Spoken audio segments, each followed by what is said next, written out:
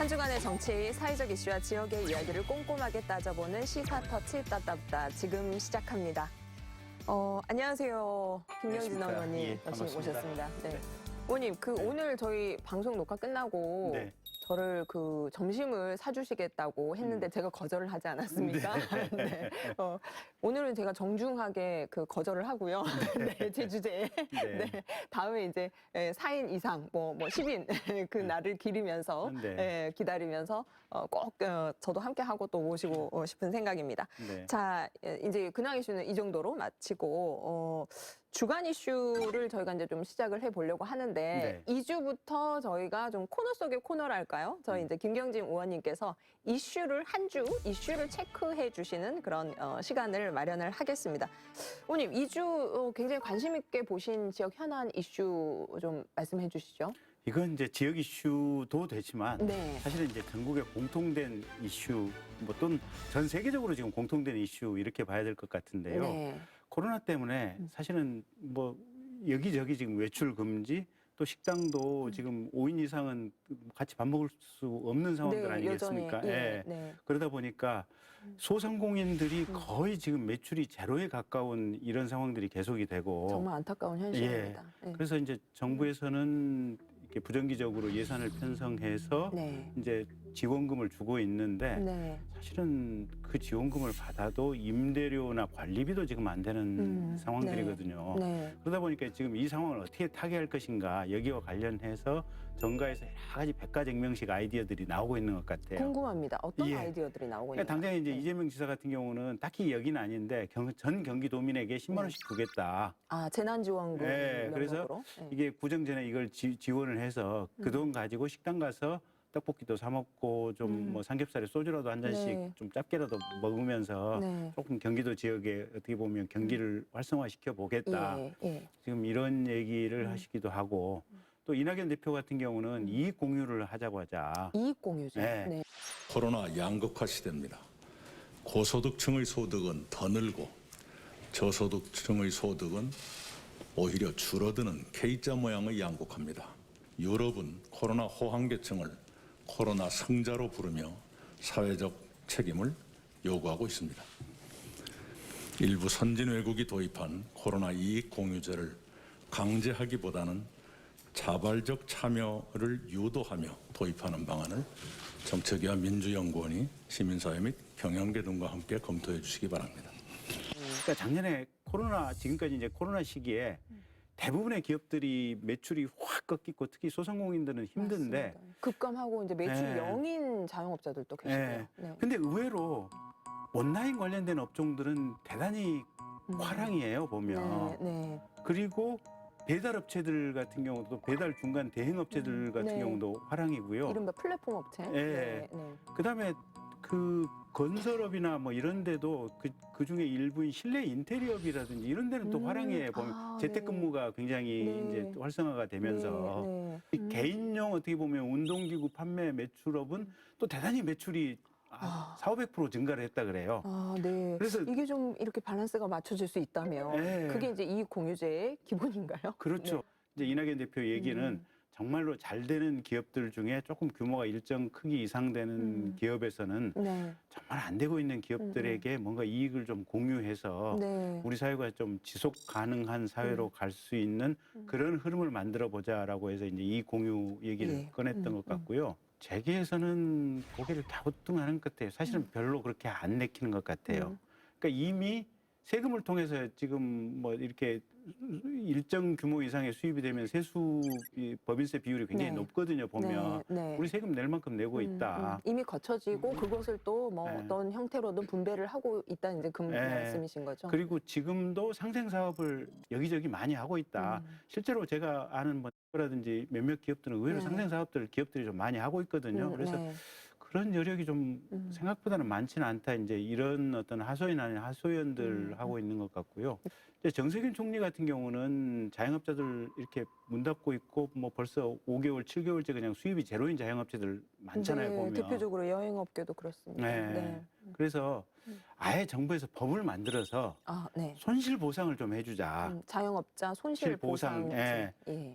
반면에 각각의 어떤 이런 제안에 대해서도 또 반대라든지 여러 가지 또 생각해 봐야 될 지점을 얘기하시는 분들도 많은 것 같아요. 네, 네. 그러니까 이걸 법제화를 하면 손실보상을 법제화를 하면 당장의 기재부 입장에서는 그렇지 않아도 작년에 세금이 안 거쳤는데 네, 네. 이러다가 우리나라 망한다. 그리고 코로나 끝나고 나면 계속해서 이제 우리 사회가 고령화되면서 이제 의료비 부담이라든지 또 고령자들의 연금 문제라든지 여러 가지 복잡한 재정 수요가 생기는데 네, 이거 네. 감당 안 된다. 네. 최대한 긴축하고 절제해야 된다. 이게 지금 기재부 입장인 것 같고요. 그래서 대통령님 말씀에도 불구하고 기재부 내부에서는 상당히 회의적인 시각들이 좀 있는 것 같고요. 네. 여러 가지 아이디어들은 나오고 있는데 쉽게 정리는 지금 안 되고 안 있는 되고 있는, 네. 상황이 아닌가 싶고요. 근데 이제 중요한 거는 어쨌든 이런 부분들은 사실은 이게 국난이거든요. 진짜 임진왜란 만큼의 국난이에요. 이게 지금 네. 이 국난 상황인데 국난 상황에서 중요한 것은 서로 간에 어떻게 보면 깨끗한 마음, 협동하는 마음으로 이 문제에 대해서 논의를 해야 되고요. 그래서 여야 협의를 통해서 이 문제는 좀 논의를 해야 될 것 같고 네. 그다음에 그래도 완전히 털어먹어서는 안 된다, 우리 재정이. 그래서 이런 어떤 원칙을 가지고 다 같이 좀 심도 깊은 논의를 해보면 조만간 답이 나오지 않을까 그렇게 봅니다. 네. 자, 그리고 또 한 가지 소식을 전해줄 게 있다고 하셔서 네. 지금 기다리고 있는데요. 예. 네. 그 어떤 소식이죠? 며칠 전에 네. 그 노무현재단 이사장인 유시민 이사장이 아, 네. 너무 유명한 분이시죠? 네, 네. 국민 사과를 했어요, 보면. 대국민 사과인가요? 네, 우리 유시민 재단의 네. 계좌가 검찰이나 수사기관에 의해서 계좌가 들여다 보임을 당했고 추적을 당한 것 같다. 그 의혹을 제기를 하셨었죠. 의혹을 제기를 했었는데 본인 그 유튜브 방송에서 네. 네. 근데 본인이 확인을 해보니까 이제는 아닌 것 같다. 아니다. 그때 이 네. 의혹 제기한 건 잘못한 것 같다라고 이제 사과를 했는데 네. 뭐 이제 잘못된 의혹 제기 그리고 사과를 하는 것은 당연한 건데 네. 일각에서는 네. 유시민 이사장이 대선 출마를 위해서 선제적으로 아, 이렇게 네. 사과를 한 것이 아니냐 이 얘기를 꺼냈어요. 그러니까 지금 내년에 있을 대통령 선거에 출마를 염두에 이제 두고 이런 사과를 한 거다. 사과를 한 것이 아닌가. 아, 그래요? 정말? 저도 잘 모르겠어요. 네. 저도 잘 모르겠는데 답을 아실 것 같은데. 이게 이제 이렇게 처음에는 말도 안 된다고 생각을 했는데 네. 이게 가능성이 없지는 않다라는 생각이 좀 들었어요. 그러니까 이낙연 대표 지지율이 최근에 좀 많이 빠지고 있는 상황들 아니에요, 보면. 그리고 이재명 지사 쪽으로 이제 국민의 지지가 많이 몰려가고 있는 상황인데 네. 현재 민주당의 주류하고 이재명 지사가 그렇게 친하지가 않거든요. 아하, 네. 네, 안 친해 보면. 네. 그래서 이른바 친문 세력을 네. 말씀하시는 거죠. 네. 뭐 어쨌든 그래서 네. 원래는 지금 현재 여당의 주류들은 맨 처음에 김경수 경남지사를 생각을 했다 그래요. 네. 근데 김경수 경남지사가 드루킹 사건으로 이제 뭐 사실상 큰 타격을 타격을 입었죠, 입었고 정치적으로. 재판은 아직 확정은 안 됐지만 회생하기가 그렇게 쉽지 않은 상황인 것 같고 그러면 여권 민주당의 주류 입장에서는 뭔가 본인들의 어떤 대선 후보를 내고 싶다는 생각을 할 텐데 국민 정서하고는 상관없이 네. 네. 별개로. 네. 네. 네. 근데 이낙연 대표 지지가 빠지면서 누군가 새로운 사람을 찾고 있고 그게 유시민 이사장 아니냐 네. 이런 얘기들인 것 같아요. 네. 민주주의의 꽃 축제 선거라고 한다면 뭐 유시민 이사장이 대권 출마하는 것을 지켜보는 것도 관전 포인트가 될 것 같습니다. 아니 국민들 네. 입장에서는 네. 내가 나라를 이렇게 훌륭하게 이끌어 가겠다라고 하는 대권 후보가 많이 나오면 많이 나올수록 사실 행복한 거예요 보면. 네. 나는 이 어려운 자리에 책임지고 나가겠다고 하는 용기 있는 사람이 거의 없다. 예. 극소수에 불과하다. 사실은 국민들 입장에서는 이게 비극인 거죠. 네. 예. 그래서 그런 면에서는 뭐 나오신다면 국민들 입장에서는 뭐 좋은 일이긴 한데 예. 어쨌든 이제 관심사 관전 포인트로 볼 때는 네. 실제 나올 건지 안 나올 건지는 또 지켜봐야 될 대목이 아닌가. 예.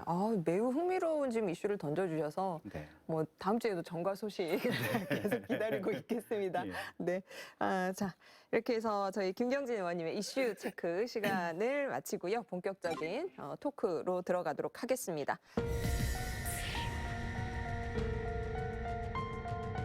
경찰분이 뼈가 부러지거나 뭐 우리가 찢어져서 그러지 않는 이상 아동학대로 사진을 보기 뭐 그러니까 무혐의로 나왔겠죠.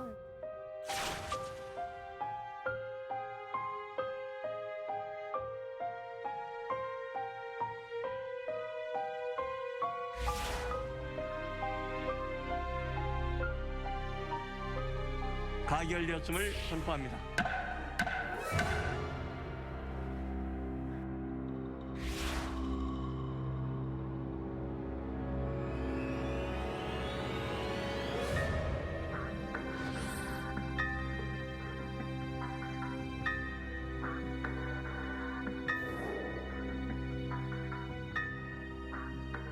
자, 오늘은요, 잇따른 아동학대에 따른 예방과 재발 방지 대책을 논의하고 또 심도 있게 토론하는 시간을 가져보도록 하겠습니다. 관련해서 도움 말씀 주실 광주 아동보호 전문기관 한선희 관장님 모셨습니다. 안녕하세요, 관장님. 안녕하십니까. 네. 관장님, 저희 주간 이슈 체크를 하느라고 좀 이렇게 오랫동안 기다리신 것으로 알고 괜찮습니다. 있습니다. 네. 또 더불어서 요즘 시사 많이 네. 잘 들었습니다. 네, 그러니까 저도 이렇게 흘끔 보니까 그 흥미롭게 경청하고 계셔서 네. 네.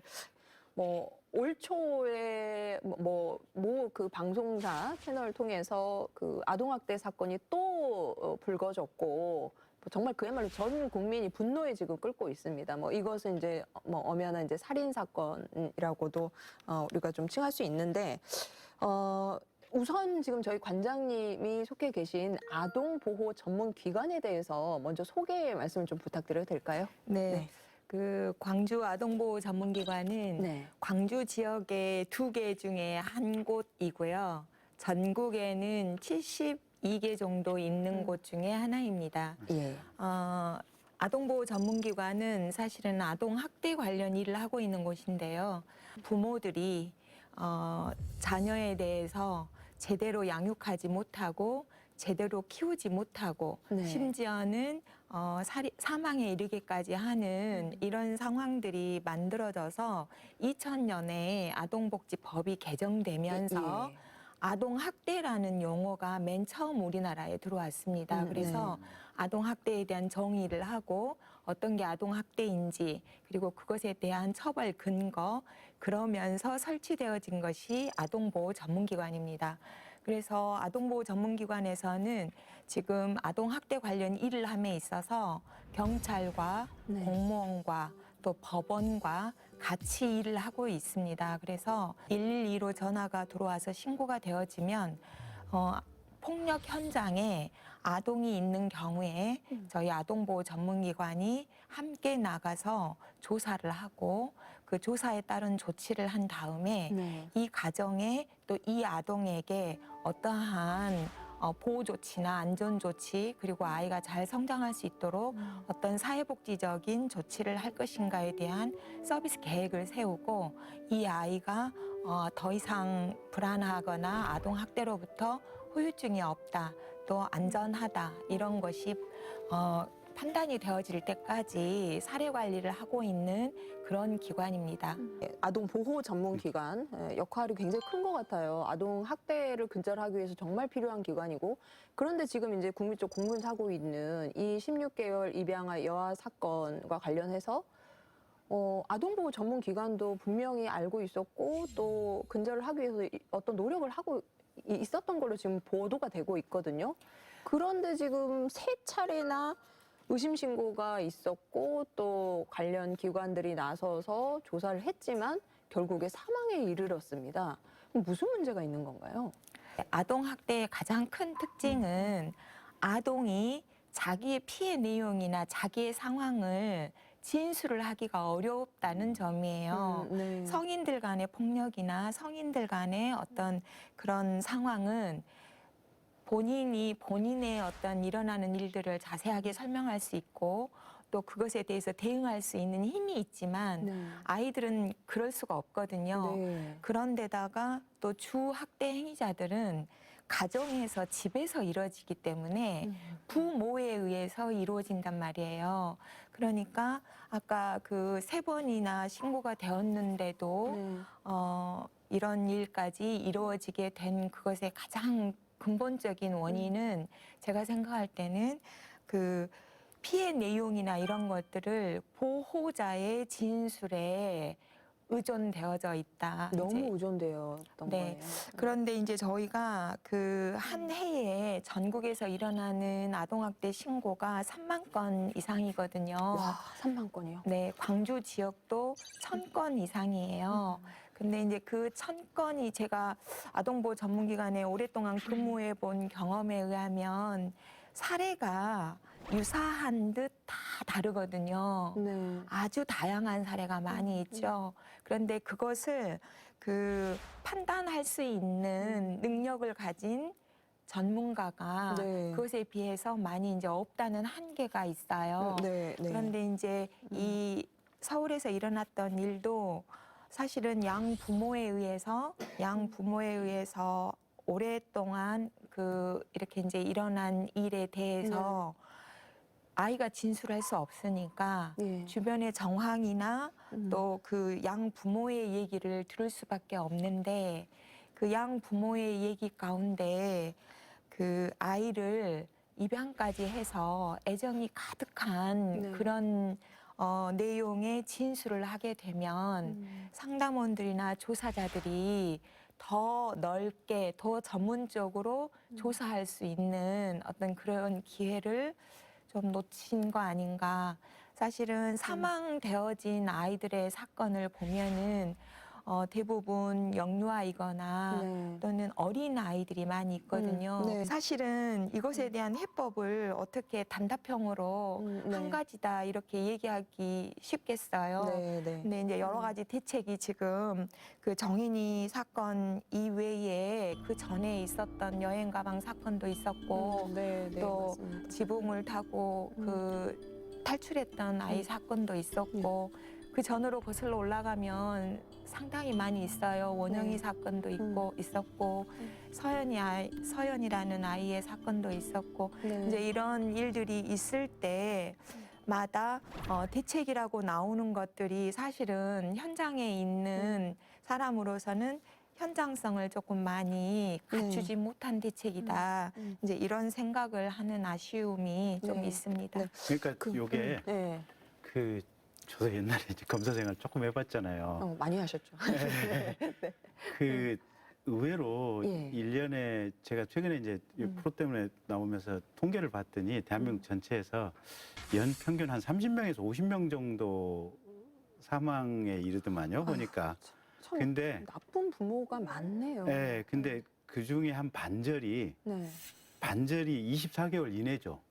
그죠? 사실은 아동 학대로 사망한 통계나 데이터나 분석이 우리나라에 없습니다. 네. 참 안타깝죠. 이제 그런데 아까 이제 의원님께서 얘기하시듯이 30명에서 50명이라는 의미는 아동보호 전문기관에 2000년부터 시작한 이 일 속에서 저희에게 접수가 되어진 사망 숫자이고요. 통계로 확인된 숫자. 네네. 이제 그럼에도 불구하고 2018년도에 서울의 정익준 교수께서 아동 학대로 인한 사망에 대한 현황 분석을 위해서 네. 분석을 해본 적이 있어요. 근데 이제 그때 나온 데이터에 의하면 아동보호 전문기관에는 30명에서 50명 정도의 사망 그 숫자가 있지만 무연고 아동으로 사망되어져서 장례까지 치른 그런 아이들에 대한 국가수의 부검으로 결과를 놓으면 그보다 훨씬 더 많다라고 분석되어져 있고요. 그때 당시에 정익준 교수가 분석하면서 아동보호 전문기관에 접수된 아동 사망 수 말고 네. 신문 기사에 스크랩되어진 네. 그 아동 사망을 분석해 봐도 그게 훨씬 더 많다라는 얘기예요. 네. 의원님, 지금 현재 이제 16개월 입양한 여아 사건 관련해서 양모 정 씨가 우선은 아동학대치사로 지금 그 혐의로 재판에 넘겨졌는데 네. 이후에 검찰에서 살인죄를 실제로, 추가해서 공소장을 변경을 했습니다. 네. 그리고 또 양부에 대해서는 지금 시민단체에서 살인 공모다. 또 이제 고발을 지금 하겠다라는 지금 상황이고 네. 지금 재판 상황은 어떤지 좀 궁금하거든요. 지금 지난번에 첫 재판 했었고요. 예. 첫 재판 할 때 이제 주변에 있는 화가 난 우리의 보통 시민들이 아마 법정 앞에서 여러 아마 의견 피력이라든지 시위를 네. 했었던 걸로 기억을 하고 있고요. 그 직접 가해자인 엄마에 대해서는 지금 주의적으로는 살인죄. 살인죄. 예. 네. 근데 만약에 살인죄가 안 된다고 한다면 예비적으로 학대치사죄로 이제 처벌을 해달라라고 네. 이제 검찰이 공소장 변경을 하게 된 거고요. 그러니까 국민 여론이 나빠지니까 지금 살인죄 추가한 거 아닙니까? 그런 면도 없지는 않죠. 그러니까 사실은 아까 우리 관장님 말씀하신 대로 죽은 아이는 말이 없어요. 네. 특히 이 경우에 정말 어린 아이고 그러다 보니까 이게 누군가가 검찰도 그렇고 경찰도 그렇고 사실은 유가족들이 와가지고 네.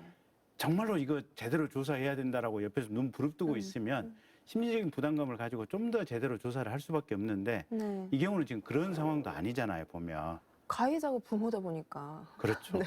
그래서 조금 이제 첫째는 일차적으로 경찰이 소홀히 한 측면도 있고 네. 검찰 역시 소홀히 했다고 하는 책임에서 피하기는 어려운 것 같은데 네. 이제 방송에 나오고 국민의 공분이 높아지면서 네. 어떻게 보면 몸에 있는 상처라든지 흔적들, 뼈에 골절된 내용이라든지 이런 것을 가지고 전문가의 감정을 추가적으로 더 두세 번 받았다는 것 같아요. 네. 그 전문가의 감정을 받은 것을 토대로 해가지고 실은 이제 살인죄를 이제 추가를 했는데 검찰도 100% 살인죄로 공소장 변경을 못하고 주의적으로는 살인죄, 예비적으로는 학대치사죄 이렇게 해놓은 게 검찰도 딱히 자신은 없는 거예요. 그러니까 네. 살인 가능성이 높기는 한데 이게 만약에 살인죄가 무죄날 가능성을 대비해서 이제 학대치사죄로 지금 해놨고 양부에 대해서는 시민들이 양부에 대해서도 살인죄를 적용해야 되는 것이 아니냐라고 얘기를 하는데 네. 일단 사실관계 자체가 이 엄마가 아이에 대해서 했던 학대를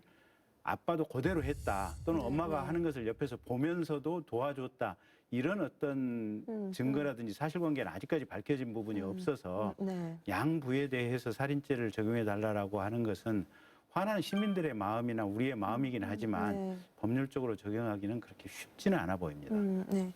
그 사실은 살인죄를 적용하려면 미필적 고의가 입증이 돼야 되는데 그걸 입증하기가 쉽지가 않는 상황이라고 제가 알고 있어요. 네. 그래서 이제 마음은 부모가 한 거 알고 있고 마음은 살인죄로 양형을 높이고 싶으나 네. 이게 그 모든 아동에 대한 살인 사망 사건이나 중상해 뭐 치사 이런 사건이 있을 때 그 이것을 살인죄로 적용하느냐 아동학대 치사죄로 적용하느냐에 대해서 항상 논란이 많이 있거든요. 네. 근데 이제 그럼에도 불구하고 또 다른 또 법조계에서는 양형을 높이는 것만이 이것에 대한 해법인가 이런 것에 대한 이의도 많이 제기가 되어지거든요. 네. 왜냐하면 양형을 높인다는 얘기는 그만큼 증명해야 되는 양형을 강하게 할수록 이것을 증명해야 되는 것들이 더 많아지기 때문에 네. 그 양형을 높일 가능성이 더 낮아지게 되는 거예요. 지금 아동학대. 현실에서는 그것을 증거로서 제시할 만한 그런 조사 인력이라든지 시스템이 안 돼 있으니 이거 현실적으로 좀 어렵다. 이제 그런 말씀이신 거죠.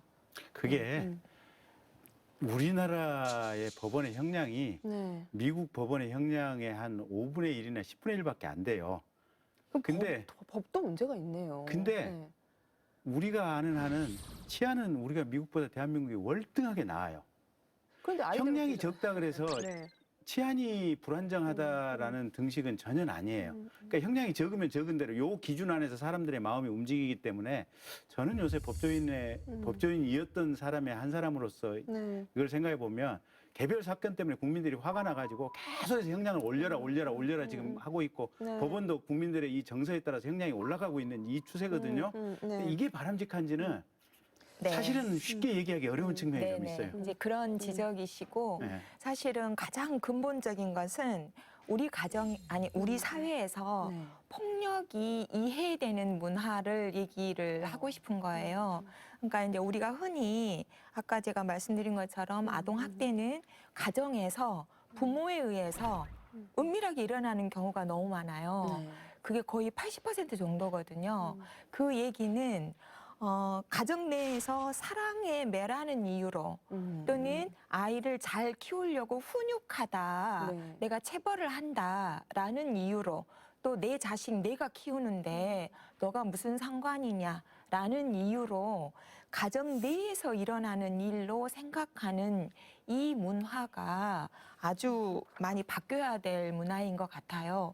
아이들은 아동 권리의 주체로서 향유되어야 되지 부모의 소유물이나 부모가 뭔가 자기 꿈을 이루기 위한 하나의 어떤 방편이 되는 게 아니거든요. 그러니까 이제 그런 면에서 올해 민법 915조 잘 아시지만은 그 징계권이 그 삭제됐어요. 1월 18일 날.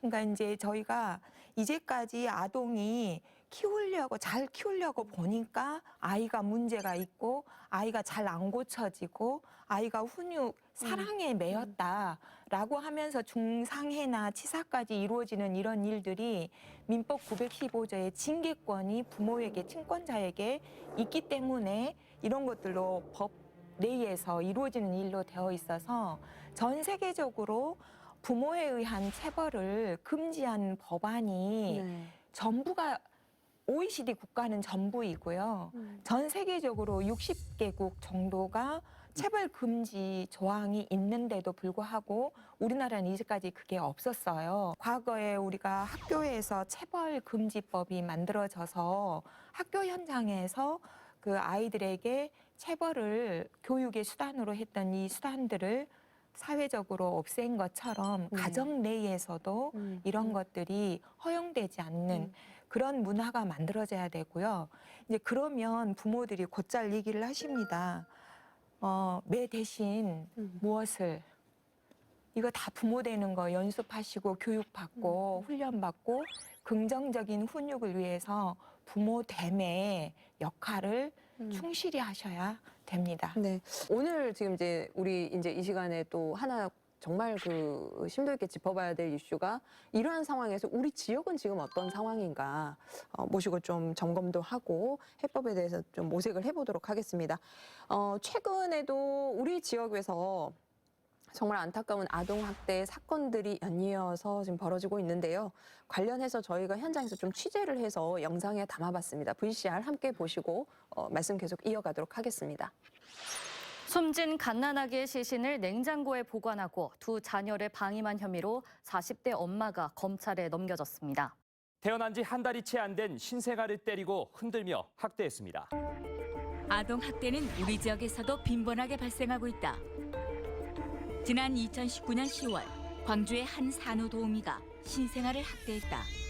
집안일을 하는 도중에 신생아가 자지 않고 보챈다는 이유였다. 또 지난해 말 여수의 한 가정 냉장고 안에서 2개월 된 아기 사체가 발견되기도 했다. 시신은 2년 동안이나 냉장고에 보관한 상태였으며 다른 아이들은 쓰레기 더미 같은 집에서 살고 있었다고 한다. 이처럼 최근 7년간 우리 지역 내에서 만여 명의 아이들이 아동학대로 고통받거나 심한 경우 사망에 이르고 있다. 뿐만 아니라 재학대 사례도 지속해서 증가하고 있어 심각한 상황이다. 보건복지부 발표 자료에 따르면 2014년도에 비해 전남은 3배 이상, 광주는 5배 이상 증가했다. 그중 광주는 전국에서 가장 높은 증가폭이었다. 이런 아동학대의 상당수는 가정 내 부모에게 당한 것인데 훈육과 체벌을 혼동하는 강압적인 태도와 부모의 올바른 교육관 부재가 문제로 꼽힌다. 아동의 감정과 권리를 보장하는 소통 중심의 양육 문화가 필요한 상황. 양육을 가정이나 부모의 책임으로만 보는 대신 사회적인 차원에서 모두가 관심을 가져야 할 시점이다. 우리 지역에서 이런 일이 일어나고 있다는 게 정말 끔찍한데요. 어쨌든 저게 전체적으로 증가 추세잖아요. 네, 그 그렇습니다. 증가 추세의 원인은 뭐예요? 저희들이 보는 견해로는 발견율이 높아진다 이렇게 표현하고 싶습니다. 그러니까 실제 늘어나는 건수보다도 저게 신고되고 이게 알려지는 건수가 공식화되는 건수가 늘어나는 거다. 네, 맞습니다. 그리고 예전에 비해서 핵가족화되면서 네. 부모가 아이를 키우는 오롯한 울타리인데 예전에는 마을이나 공동체에서 네. 엄마 아빠의 역할이 부족하면 삼촌이나 그렇죠. 작은아버지나 할머니가 보살필 수 있는 사회였는데 네. 지금 이제 그렇지가 못할 뿐만 아니라 네.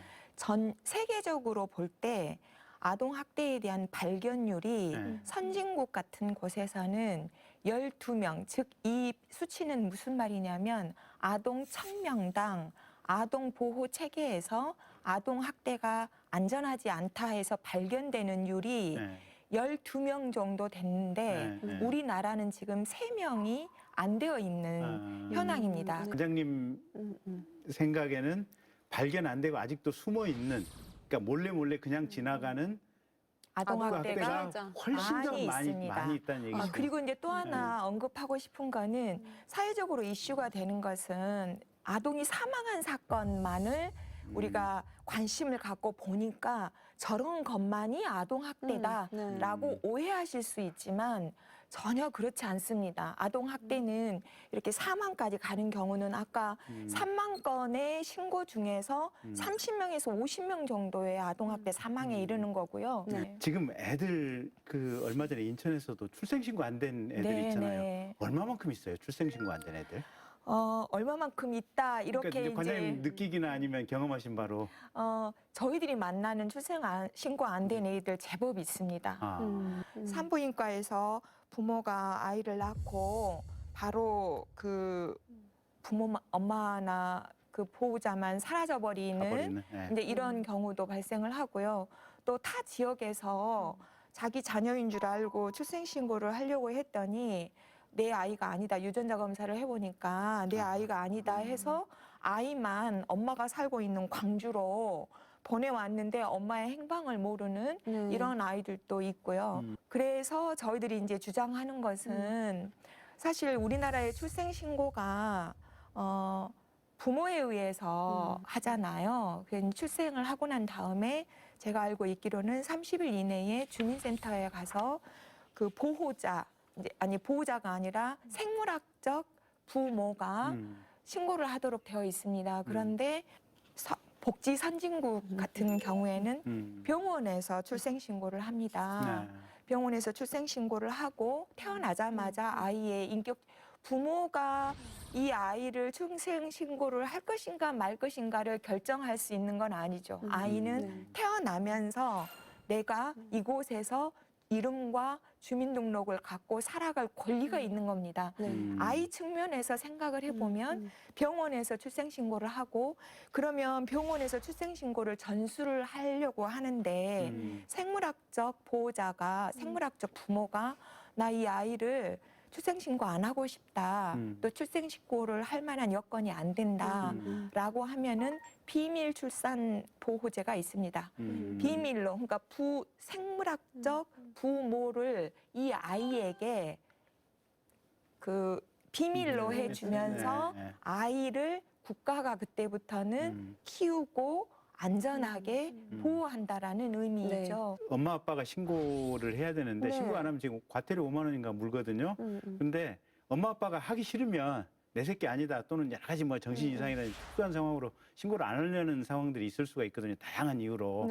그랬을 경우에는 이제 관장님 말씀대로 병원에서 그냥 직접 하도록 또는 국가가 공무원이 개입을 해서 할 수 있도록 지금 그런 제도를 좀 적극적으로 활용을 하면 될 것 같아요, 보면. 출생신고가 돼야 이게 취약 아동인지 하여간 국가가 공식적으로 파악할 수 있는 모든 통계의 기본이 되는 거 아니에요, 보면 행정에. 그래서 병원의 신고라든지 아니면 공무원에 의한 신고 이런 것들이 좀 더 활성화돼야 되지 않을까 싶네요. 그러니까 지금 우리 지역에서는 또 내지는 뭐 우리나라 전체적으로 그 대응 시스템의 조치가 좀 어떻게 이루어지고 있는가 그것도 궁금하거든요. 저희가 아까 의원님께서 그 우리 토론 전에 말씀하신 것처럼 저희 이제 아동보호 전문기관은 정부에서 해야 할 일을 민간이 위탁받아서 하고 있는 일입니다. 어떤 한계가 있냐면 행위자들이 네. 너희가 뭔데? 사회적인 인식 네, 그 부분 이제 꼭 집어 너희가 말씀 주시는 뭔데라고 거죠. 네. 저항을 하기 때문에 이 일에 대한 아이의 안전한 어떤 보호 책임은 지자체장이 있다라고 법이 개정되면서 공무원들이 현장 조사를 할 수 있도록 시스템이 만들어졌습니다. 네, 그러면 이제 저희 관장님 말씀 주신 내용을 저희가 지금 이제 현장에서 얼마나 전문 인력이 부족을 한가 이 부분을 또 직접 취재를 했거든요. 그래서 영상을 준비를 했는데 그걸 보시면서 저희 지역민들께서도 다 함께 심각성을 공감을 하시면 좋겠습니다. VCR 영상 보고 다시 돌아오겠습니다. 지난 1월 2일 전 국민을 분노하게 한 정인이 사건.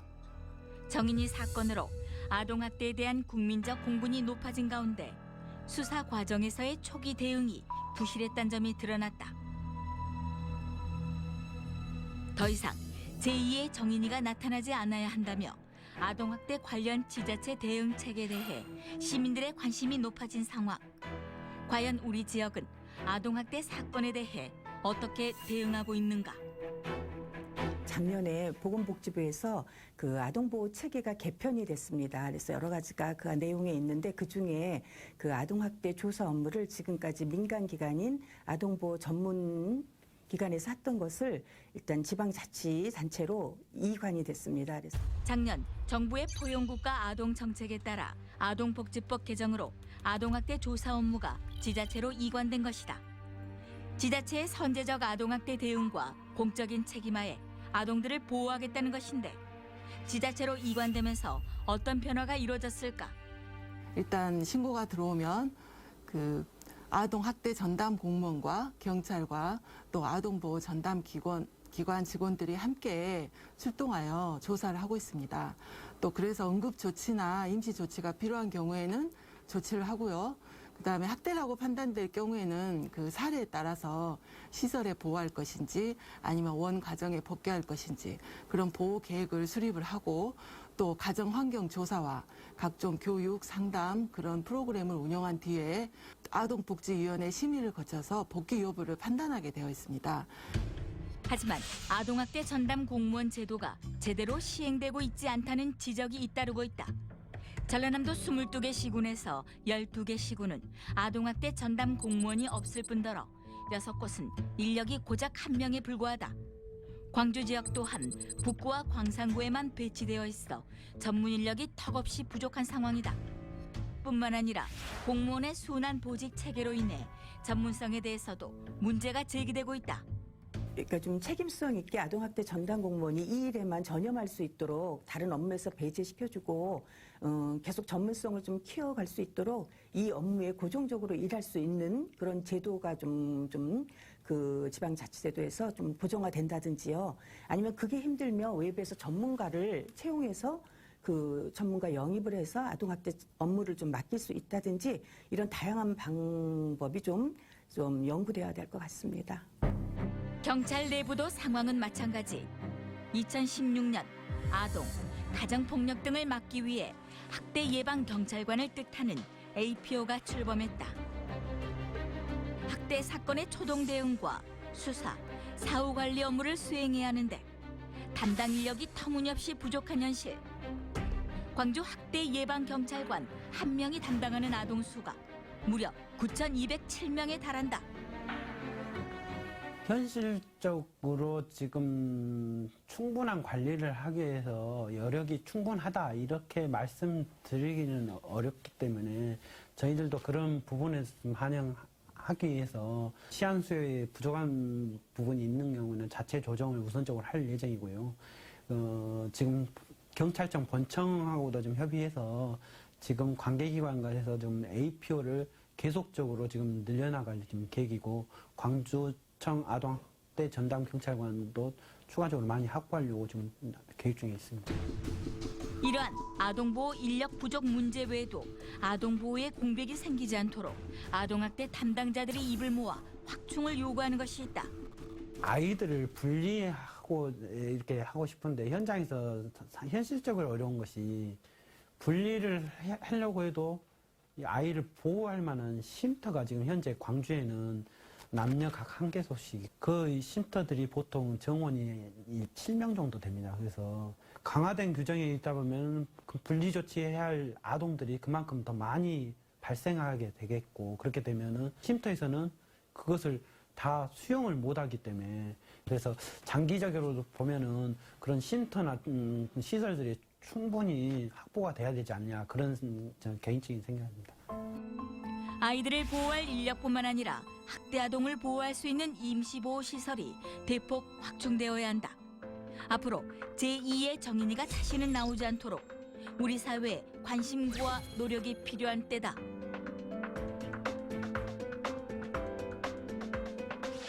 영상을 보고 또 좀 마음이 무겁습니다. 지금 이제 대응 시스템에서 문제가 되고 있는 것은 이제 전문 인력의 수와 그리고 전문성인 것 같은데, 지금 뭐 지역에 뭐 광주시나 전남도 지자체 관계자분들께서도 관련해서 말씀을 주셨습니다만, 관장님이 보시기에는 특히 이런 전문성을 강화하기 위해서는 어떤 부분들이 좀 보완이 돼야 된다고 생각하십니까? 우선 광주 지역만 놓고 이제 보자면, 네. 아까 사실은 저희들 우스갯소리로 아동학대 업무하는 사람들이 가장 힘들어서 빨리 떠나고 싶은 부서라고 다 네. 얘기를 해요. 네. 경찰도 그렇고요. 공무원도 그렇고 사회복지사인 저희들도 그렇고, 네. 그만큼 아동학대에 대해서 좀 그 역으로 얘기하면 힘들고 어렵다라는 얘기가 이제 되는 건데, 네. 광주의 지자체 아까 말씀드린 것처럼 5개 구에 네. 공무원 배치 현황이 잠깐 나왔잖아요. 네. 그런데 5개 구의 공무원들이 일단은 빨리 배치가 돼야죠. 인력이 빨리 들어와야 일을 전문성을 높이기 위해서 빨리 배울 수 있을 네. 거 아니에요. 네. 근데 실질적으로 지금 2개 구에서도 그 공무원들이 그 1명, 6명 지금 표에 그렇게 나와 있던데, 그렇게 배치돼 있고, 네. 근데 실질적으로는 훨씬 더 많이 배치돼야 돼요. 북구에서 1명이 그 일을 할 수 없는 사이즈이거든요. 네. 그래서 이제 전체적으로 올해 시장님께서 올해까지 공무원들 전체 다 배치하시겠다고 말씀을 주셨으니까 그것을 기대하면서 네. 빨리 업무를 할 수 있도록 일단은 만들어져야 되고요. 그런데 이제 공무원만 배치돼가지고 방금 이야기하신 것처럼 전문성을 높이기 위해서 교육을 좀 받아야 되잖아요. 네. 저희들이 요구하고 대책으로 내놓은 것은 그 사회복지 영역에서 정신보건 사회복지사가 별도로 있는 것처럼 교육, 아동에 대한 이해와 아동에 대한 전문성을 갖춘 교육을 포함해서 그걸 갖춘 아동학대 전담 사회복지사를 네. 두어서 이 사람이 이 일을 할 수 있도록, 예를 들어서 호주 같은 나라에서는 네. 이 아동학대를 전담하는 경찰이 네. 2년 이상의 540시간 이상의 훈련을 받아야 아동학대 전담 공무원이 될 수 있습니다. 네. 이처럼 그 관련해서 교육받고 훈련을 받고 실전에 들어왔을 때 실전에서 또 전문성이 발휘되려면 오랜 기간 장기 근속이 유도되어야 되는데, 장기 근속이 유도될 수 없을 정도의 열악한 환경이에요. 네. 예산이나 인력이나 모든 면에서요. 네. 네. 이제 그런 게 갖춰지면 네. 더 좋을 것 같고, 네. 그리고 아동 인구수 10만 정도의 아동보호 전문기관 1개소씩은 있어야 된다. 이렇게 네. 이제 얘기가 되어졌었는데, 광주 시내는 25만 정도 되나요? 아동 인구가. 그래서 이제 지금 현재 2개소가 네. 있는 상태입니다. 이게 공무원들 마인드의 문제기도 하고, 또 경찰서장이나 또는 시장님, 구청장님의 마인드의 문제기도 해요. 그러니까 이게 힘들다는 거 아니에요. 힘들죠. 힘들면 공무원들은 이래도 월급 나오고 저래도 월급 나오니까 그냥 도망가고 싶은 거 아니에요. 좀 편하고 좋은 자리, 빛나는 자리로 가고 싶어 그렇지 하니까. 않은 공무원분들께서 이 방송 보시면 서운하실 그러니까 텐데. 평균적인 공무원의 마인드를 네. 얘기하는 거예요. 저도 네. 공직을 해봤으니까 네, 네. 머리 아픈 사건 맡기 네. 싫거든요. 네, 네. 그 정말 눈 빠지고 밤새워서 일해야 되는 사건들 맡기 싫거든요. 저 검사 때 위에서 줄라 그러면 저 바빠서 못 하겠는데 이런 짓들 많이 했거든요. 보면. 그러니까 그건 인간의 심리예요. 인간의 심리인데 어쨌든 지도자의 리더십이라고 하는 것은 그런 심리를 잘 이게 배분을 해주는 것이 지도자의 역할이고 그게 시장, 구청장, 서장의 역할인데 한 군데다 말씀하신 대로 답은 이미 나와 있네요 보니까 경찰관들 저 역할 한 군데다 한 5년씩 해서 할 수 있도록 해야 되고 그렇죠. 공무원들도 네. 최소한 3년 5년씩 저 역할을 하도록 해야 되고 근데 아무도 안 하겠다 그러면 결국은 지금 현재 아동보호 전문기관에 있는 분들 공무원 계약직 공무원으로 특채를 해서 지금 거기다 투입시키시면 경찰관이나 돼요. 공무원을 네. 하도록 하면은 그게 가능해지는데 문제는 이제 딱 하나 그게 이제 공무원 뽑을 때 공개 경쟁 시험 원칙하고 반하니까 이제 거기서 문제가 생기는 거고. 현실적인 제도 안에서 그것이 과연 그럼 이제 가능하나. 그걸 어떻게 보완할 것이냐 이제 이런 부분은 네. 결국은 국가 전체 차원에서 네. 대통령이나 어떻게 보면 국회에서 좀 보완할 부분인 것 같고요. 아동에 네. 대한 시스템을 만들 때 네. 헌신과 이런 것들을 개인에게 이렇게 요구하기는 네. 정말 어려울 것 같고요.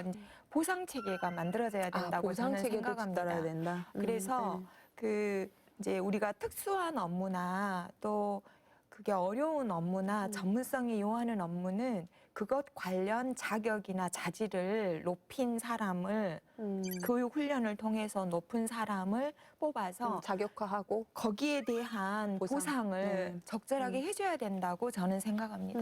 네. 그 지금 한 가지 더 좀 체크를 좀 하고 싶은 것은 저희 영상 말미에 보호할 시설도 지금 부족하다라고 지금 언급이 네. 됐거든요. 그러니까 그것도- 이건 이제 뭐 조치 그리고 사후 관리 차원이 될 수 있을 것 네. 같은데 이번 이제 그 서울의 정린이 사건 이후로 대책이 나온 것 중에 즉각분리라는 그러니까 아이가 어떤 상황이 있어서 2번 이상 재신고가 되면 1년에 2번 이상 정인이가 3번 신고됐는데도 네. 분리가 안 안 되었다라는 되었죠. 아쉬움 때문에 2번 이상 분리가 되면은 즉각 분리를 하라라고 법안이 개정돼 가지고 3월 1일부터 시행됩니다. 그런데 현황을 보면은 지금 현재 전국적으로 아이들이 분리를 해 가지고 가는 곳이 쉼터예요. 이제 쉼터. 보호자로부터 네. 분리되어진 네. 곳이 그 쉼터가 학대 피해 아동 쉼터가 전국적으로 지금 72개소가 있고 광주 지역에 아까 현황에 그 나온 것처럼 남자 시설, 여자 시설 1개소씩입니다. 그러면은 1개소에 7명 정원이거든요. 그러면은 14명이잖아요. 그런데 지난해에 제약대로 그 1년에 2번 신고된 것이 54명이에요. 그리고 1년 평균 저희들이 제약대 신고율이 10% 정도 됩니다. 그러면 1년에 1000건 정도가 그 신고가 되어진다라고 생각을 하면 100명 정도 재신고인 거죠.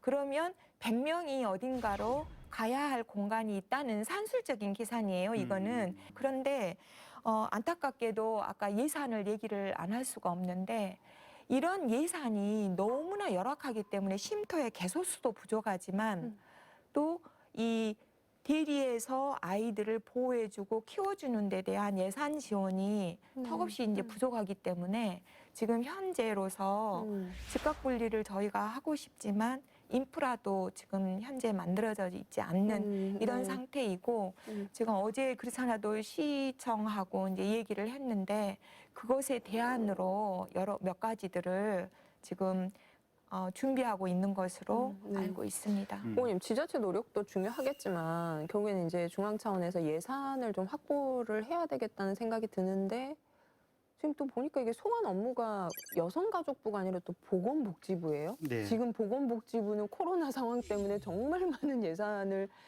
지금 그 소진해야 이제- 되는 상황이고 이거 어떻게 좀 정리할 수 있을까요? 보건복지부든 여성가족부든 간에 네. 국가 전체 예산 차원에서 보면 뭐 부처가 큰 상관이 있겠어요. 상관없다. 그리고 예산도 조금씩 증가되는 추세기는 할 거예요, 이게.